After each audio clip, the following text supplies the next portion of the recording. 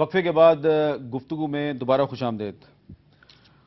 ज़ुमरत खान साहब, आपने अपने इदारे के बारे में बताया, यकीनन आपका इदारा बड़ा अच्छा काम कर रहा है। इब्रारुल हक साहब ने जो सहारा ट्रस्ट और शौकत खान मेमोरियल हॉस्पिटल है उसके बारे में बताया। हमने कराची से आपको रिपोर्ट दिखाई आलमगीर ट्रस्ट, सिलानी ट्रस्ट के बारे में।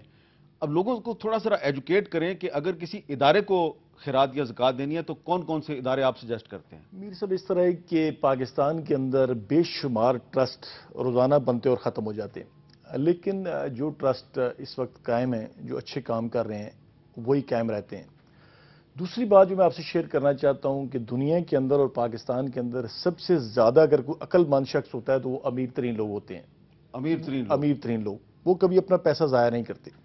एक दफ़ा तो शायद वो किसी को दे दें, लेकिन वो बड़ी तहकीकात के बाद किसी को अपनी रकम ट्रांसफ़र करते हैं। और पाकिस्तान में समझता हूँ अगर इस वक्त चल रहा है तो ये मुखय्यर हज़रात की वजह से, ये बहुत अच्छे अदारों की वजह से, जैसे अभी आपने सैलानी वेलफेयर ट्रस्ट का बताया, मैंने खुद भी इसका विजिट किया और तकरीबन मेरे 50,000 लोगों को ये पर डे खाना मुहैया कर रहे हैं। और मैं खुद इनसे मिला हूँ, जो हजरत साहब वहाँ पे बैठे हुए हैं। इन्होंने कहा कि आज से 15-16 साल पहले सिर्फ मैंने एक देजके से, छोटा सा देजके से इस लंगर का आगाज़ किया, और आज वहाँ पे ट्रक्स, आलू के ट्रक्स और बकरों की लाइन लगी होती है, और दूसरी तरफ लोग लाइन के अंदर लगे होते हैं जो पर्चियाँ कटवा रहे होते हैं अपने सदका खैरात की। तो मैं कहना चाहूँगा कि जो अच्छे अदारे हैं उनके साथ मिल के काम करने में हर्ज कोई नहीं है। पाकिस्तान के अंदर बहुत अच्छे अच्छे अदारे हैं। सैलानी वेलफेयर ट्रस्ट आपने बताया, और मैं ये भी बताता चाहता हूँ कि शौकत खानम हॉस्पिटल भी बहुत अच्छा हॉस्पिटल है। उसके अंदर भी मैं बेशुमार पेशेंट को वहाँ पे रेफ़र करता हूँ। बहुत सारे लोग वहाँ से ट्रीटमेंट करवाने के बाद, बहुत सारे गरीब लोग जो ठीक होने के बाद पाकिस्तान बैतुल माल में भी आते हैं। जो बैतुल माल से मैं कर सकता हूँ और फर्दर वहाँ से भी होता है। और मेरी गुजारिश है तमाम लोगों के साथ कि अगर आप किसी रफ़ाई अदारे के साथ मिल के काम नहीं कर सकते, लेकिन उसकी तहकीकात ज़रूर करें। उसके ऊपर मैं ये नहीं कह रहा कि शौकत खानम या ए या बी या कोई भी सी, लेकिन जो अच्छे अदारे हैं उनकी हेल्प करनी चाहिए, जिस हवाले से भी आप कर सकते हैं। जैसे आपने बेशुमार अदारों को बताया, इसी तरह आप अगर लाहौर में चले जाएं, सुंदर वेलफेयर ट्रस्ट है आपका, मुन्नू भाई वहाँ पे काम कर रहे हैं। उसके अंदर हज़ारों की तादाद में थैलासीमिया वाले बच्चे वहाँ पे हैं। और मैं समझता हूँ कि मुन्नू भाई जो इस वक्त काम कर रहे हैं, अगर हम थोड़ा थोड़ा भी शेयर करें उनके साथ, तो थैलासीमिया वाले बच्चे इस वक्त उनका गुजरांवाला में, लाहौर में, सियालकोट के अंदर बहुत बड़ा उनका ट्रस्ट उन्होंने बनाए हुए हैं। बेशुमार लोग पाकिस्तान के अंदर बहुत अच्छा अच्छा काम करें। जैसे मैंने पहले गुजारिश की, अगर लोग इन अदारों को, जिसके अंदर किडनी वाले पेशेंट हैं, जिसके अंदर थैलासीमिया वाले पेशेंट हैं, होमोफेलिया वाले पेशेंट हैं, ये अगर इनको, कैंसर के जो पेशेंट हैं, मैं कभी कभी जो बड़ी रातें होती हैं, शब बारात होगी, अभी 27वें की रात होगी, तो मैं सारे हॉस्पिटल में खुद जाता हूँ।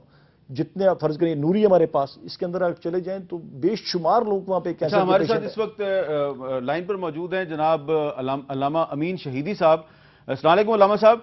वालेकुम अस्सलाम रहमतुल्लाह। हामिद मीर साहब खैरियत से हैं? जी मैं खैरियत हूं। अमीन शहीदी साहब, आप ये बताइएगा कि रमजान मुबारक के महीने में खैरात और ज़कात के लिए लोग मुस्तकीन को ढूंढते हैं। आप कुछ रहनुमाई फरमाएंगे लोगों की कि किन इदारों की और किन लोगों की इमदाद करनी चाहिए? बिस्मिल्लाहिर्रहमानिर्रहीम। सबसे पहले तो आपको रमजान मुबारक की मुबारकबाद पेश करूंगा और बाकी साथियों को भी। रमजान मुबारक ईसार, कुर्बानी और इन्फाक का महीना है, और इन्फाक का जो फलसफा है वो ये है कि माशरे के अंदर मौजूद जरूरतमंदों को इस तरह से मदद पहुंचाई जाए कि उनकी इज्जत नफ्स मजरूह भी न हो, और कोई शख्स इस बहाने से अपना कदकाठ बढ़ाने की कोशिश भी न करे। यानी ये जो अल्लाह की राह में देने का अमल है, ये खुफिया अगर हो तो उसके आसार इंसान की रूह पर भी पड़ते हैं और माशरे पर भी। इसलिए इन्फाक का जो दस्तूर और जो हुक्म अल्लाह ने कुरान में दिया है और नबी करीम से जो रिवायात और अहादीस हम तक पहुंची हैं, अगर हम उस पर अमल कर सकें और ये देख सकें कि हमारे अपने इर्द गिर्द वो लोग जो अपना सफेद पोशी का भरम कायम रखने के लिए पापड़ बेलते हैं, उनकी हम शिनाख्त कर सकें। अपने ही हमारे गली महलों में, कूचों में, इलाकों में इतने खानदान मौजूद हैं जो जरूरतमंद हैं, जो कभी कभी कुछ न होने की वजह से सिर्फ पानी से इफ्तार करते हैं। ऐसे लोगों की कोई कमी नहीं है। लिहाजा सबसे पहले तो जिस तरह से कहा गया, अव्वल खीश बाद दरवेश, पहले अपने हमसायों को, अपने अजीज व अकारिब को और अपने महल्ले के अंदर उन लोगों को तलाश किया जाए जो जरूरतमंद हैं। उसके बाद फिर जाया जाए उन इदारों की तरफ جو اس حوالے سے اچھا کام کر رہے ہیں. لیکن چونکہ یہ اللہ کی راہ میں دینے کا عمل ہے، اس لیے اس بات کی طرف ہمیں توجہ ضرور دینی چاہیے کہ کسی ادارے کی شہرت کو، اس کے نام کو، اس کے قد کاٹ کو ہم نہ دیکھیں، بلکہ یہ دیکھیں کہ وہ حقیقی معنوں میں غریبوں کی مدد کر رہا ہے ادارہ. غریبوں کے علاج معالجے کے لیے، ان کے بھوکے اور ضرورت مند لوگوں کی کفالت کے لیے جو ادارے حقیقی معنوں میں کام کر رہے ہوں، وہاں پر جا کے آدمی کو تسکین ملے کہ ہاں یہ ادارہ بجا طور پر غریبوں کی مدد کر رہا ہے. وہاں پر اس طرح سے ہمیں اپنا رول ادا کرنا چاہیے. اس لیے اتفاق کا جو اصل اس کی روح ہے، اس کی طرف ضرور ہماری توجہ ہونی چاہیے. وہ ہے خفیہ طور پر، بغیر کسی شور شرابے کے اور دوسروں کو بتائے بغیر ایسے گھروں میں راشن پہنچانا جو دوسروں کے سامنے ہاتھ پھیلا نہیں سکتے اور ہاتھ پھیلانے کو اپنے لیے آر سمجھتے ہیں. بہت بہت شکریہ امین شہیدی صاحب. شبیر احمد عثمانی صاحب، ایک سوال ذرا مختلف ہے، وہ میں جاننا چاہتا ہوں کہ یہ بہت سے لوگ صدقے کا جو گوشت ہوتے ہیں وہ دینی مدارس کو بھیج دیتے ہیں، اس کی کوئی خاص وجہ ہے اور کیا یہ جائز ہے صرف دینی مدارس کو بھیجنا؟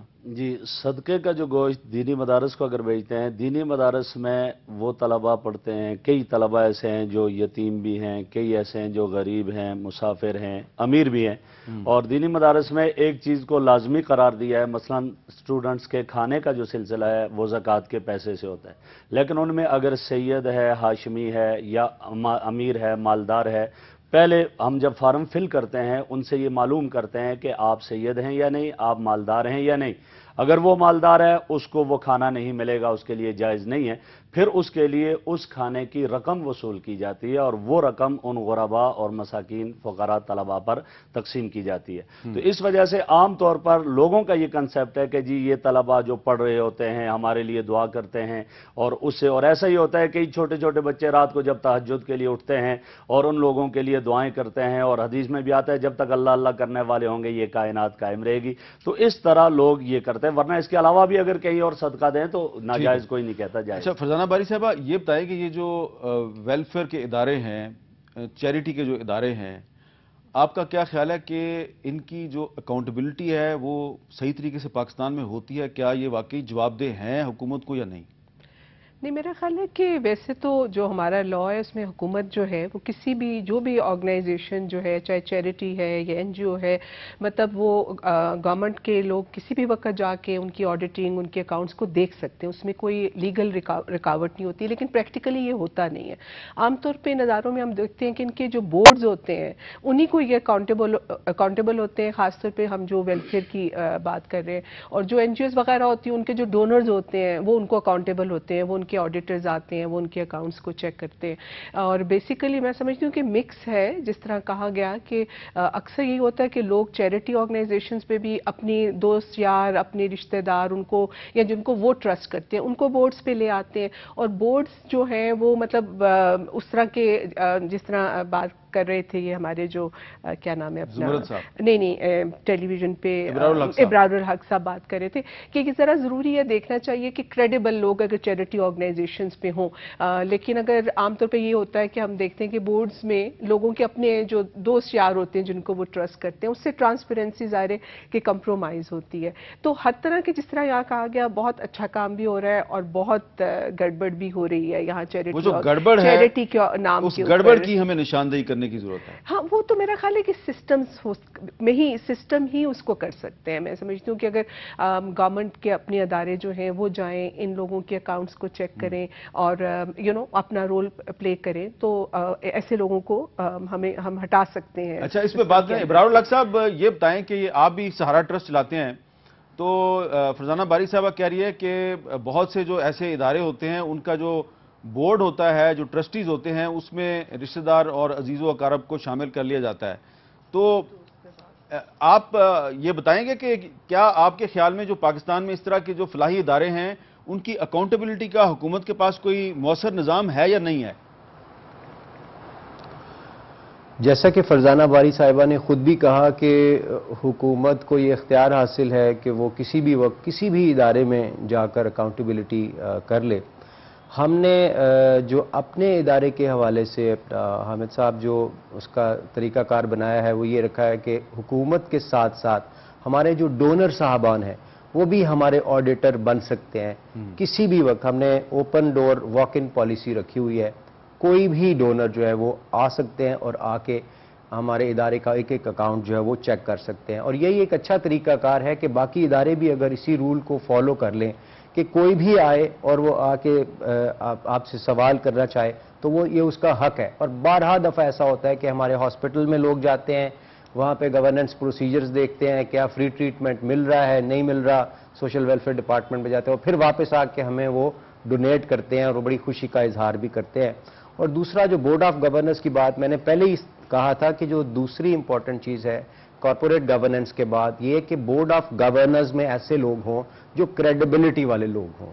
ہمارے فار ایگزامپل سہارا آف لائف ٹرسٹ ہے, اس کی جو بورڈ آف گورننس پہ جو رشتہ دار ہوں گے وہ میں ہی ہوں گا یا میرے بھائی ہوں گے جو اس ادارے کے دن رات کے جو معاملات ہیں ان کو وہ دیکھ رہے ہیں. باقی کے جو لوگ ہیں وہ سارے باہر کے لوگ ہیں اور وہ بڑی کریڈیبل پوزیشنز پہ ہیں. کوئی اس میں سے فیمس ڈاکٹرز ہیں, کوئی اس میں ایکس جنرل صاحبان ہیں. ایک پہلے بورڈ آف گورننس کا جو ممبر تھے اس میں مرحوم اشفاق احمد صاحب بھی تھے, تو ہم نے وہاں سے اس کا آغاز کیا تھا. دوسرا آپ کے پروگرام کے توسط سے میں یہ بھی بتاتا چلوں کہ ریسیشن کے پیریڈ کی وجہ سے اس دفعہ زکوٰۃ کے معاملات بڑے خاصے کام متاثر ہوئے اور سارے لوگوں کو متاثر ہوئے ہیں. اور اس دفعہ اداروں کو شاید بہت زیادہ ضرورت بھی ہے. اور جو بالخصوص ہمارا پروجیکٹ ہے اس میں 24 کروڑ سالانہ اکٹھا کرنا ہمارے لیے بڑا مشکل ہوتا ہے. اور میں یہ سوچنے پہ مجبور تھا کہ میری زندگی کے بعد یہ 24 کروڑ کون اکٹھا کرے گا. میں پوری دنیا میں جاتا ہوں, ٹیلیتھونز کرتا ہوں, اور یہ وہ ادارہ ہے اپنے آپ لوگ آ کے کرتے ہیں لیکن وہ ایک چھوٹا حصہ ہوتا ہے. ایکسٹراڈنری اماؤنٹ جو ہے وہ ہمیں ان لائک ادر ٹرسٹس مجھے وہ پوری دنیا میں جا کے خود دوستوں سے سب سے کہہ کے اکٹھی کرنی پڑتی ہے. تو اس کی وجہ سے ہم نے ایک میڈیکل کالج بنانا شروع کر دیا وہاں پہ, جو انشاءاللہ اگلے سال میں مکمل ہو جائے گا. وہ اس کے بعد اس کی آمدن سے پھر یہ چلے گا اور امید ہے ہمیں پھر شاید زکوٰۃ بھی نہ. ہماری گفتگو جاری ہے ابرار صاحب, ایک وقفہ اور وقت دوبارہ ملتے ہیں.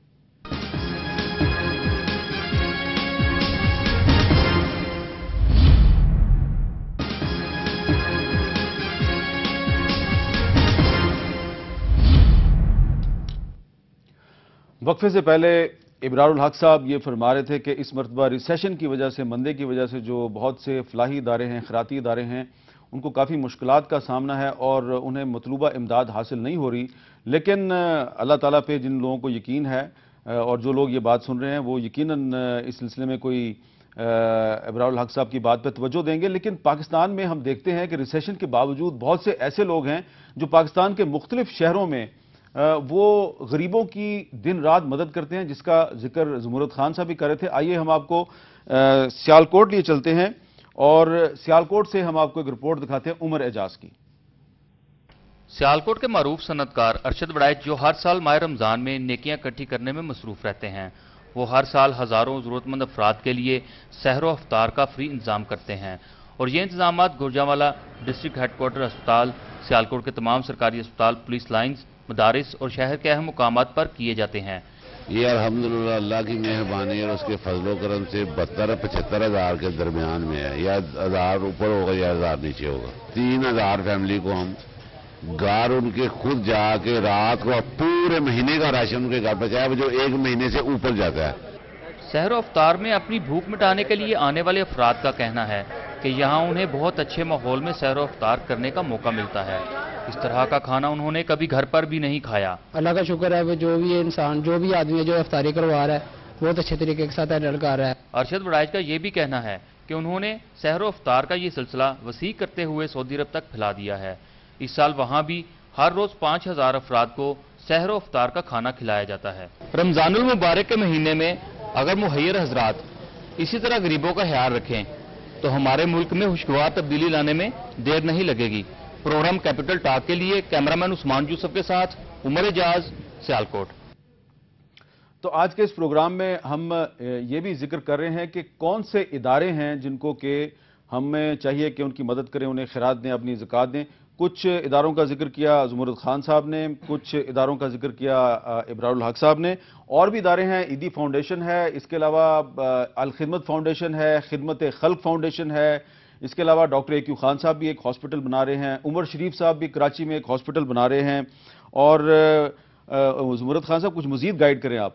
مزید اگر آپ سے کچھ بچ جاتا ہے تو پاکستان بیت المال کے پاس بھی ماشاءاللہ اس وقت پورے پاکستان میں پاکستان سویٹ ہوم میں نے قائم کیا. اگر لوگوں کو اعتماد ہو کہ میرے پیسے ٹھیک لگیں گے تو میں سمجھتا ہوں جتنے ڈونر پاکستان کے اندر موجود ہیں پوری دنیا کے اندر موجود نہیں. جیسا میں نے ذکر کیا کہ پاکستان سویٹ ہوم آج سے 2 سال پہلے میں نے ایک بچے سے اس کا آغاز کیا اور آج الحمدللہ میرے پاس 3000 بچے موجود ہیں. اور میں یہ بھی بتاتا چلوں کہ اس میں سے 10 ادارے مکمل طور پہ اسپانسرڈ ہو چکے ہیں جس میں پاکستان بیت المال کا ایک پائی پیسہ نہیں جا رہا بلکہ 14 سال کے لیے مخیر حضرات نے اسپانسرڈ کر دیے ہیں. تو میں یہ بھی کہنا چاہوں گا کہ اگر لوگ پاکستان بیت المال کے ساتھ بھی مل کے کام کرنا چاہیں تو میں ان کو حقیقی ڈیزرونگ لوگوں تک پہنچا سکتا ہوں. اچھا فضانہ باری صاحبہ، عورتوں کے بچیوں کے کوئی ایسے ادارے جو آپ سمجھتی ہیں کہ جن کی مدد کرنے کی ضرورت ہے؟ ادارے تو دیکھیں بے تحاشا ہے. اگر آپ ان دارالامانوں میں ہی چلے جائیں جو کہ ہر جگہ پہ آپ دیکھیں، اور ابھی یہ جو اور جہاں پہ بہت ایسے لوگ آتی ہیں لڑکیاں یا عورتیں جن کا مطلب کوئی فیملی سپورٹ جن کے پاس نہیں ہوتی ہے اور ان کو پھر آگے ریہیبلیٹیشن کی ضرورت ہے. اگر آپ اپنا زکوٰۃ سے ان کو اپنے پاؤں پہ کھڑا کر دیں، ان کے لیے کوئی سپورٹ کریں. اسی طرح مطلب اس طرح تو میں سمجھتی ہوں کہ کرنے کو بہت کچھ ہے. تعلیم کے حوالے سے میں سمجھتی ہوں بچیوں کی تعلیم کی طرف ضرور لوگوں کو آپ چاہے ایک اسٹوڈنٹ، بہت ساری ایسی آرگنائزیشن ہے جو سپورٹ اے چائلڈ پروگرامز چلا رہی ہیں، تو آپ ایک بچی کو لے لیں اور اسی کی فیس دیتے رہیں تاکہ وہ کل کو اپنے پاؤں پہ کھڑی ہو سکے. چلیے، آپ نے ایک اچھی تجویز دی، بہت بہت شکریہ آپ تینوں کا.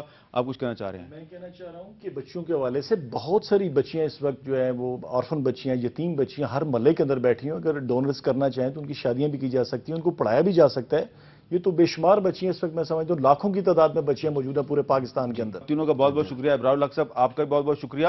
جو اہم ترین بات ہوئی ہے وہ یہ ہوئی ہے کہ سب سے پہلے تو آپ رمضان کے مہینے میں خیرات اور زکوٰۃ دینی ہے تو اپنے ارد گرد لوگوں کو تلاش کریں اور ان کو خاموشی سے، چپکے سے اگر آپ امداد کریں تو وہ زیادہ بہتر ہے. اور جب آپ ان کی امداد سے فارغ ہو جائیں تو پھر بہت سے ادارے ہیں اور آپ ان اداروں کی طرف جا سکتے ہیں. اور ابرار الحق صاحب نے کہا کہ ان اداروں کی ساکھ کو جانچنے کا بہترین پیمانہ یہ ہے کہ جو ان کے ٹرسٹیز ہیں، ان کے بورڈ میں جو لوگ ہیں، آپ ان کی کریڈیبلٹی کو دیکھیں اور پھر اپنی زکوٰۃ اور خیرات جو ہے وہ ان اداروں کو ضرور دیجیے. مجھے دیجیے اجازت. اللہ حافظ.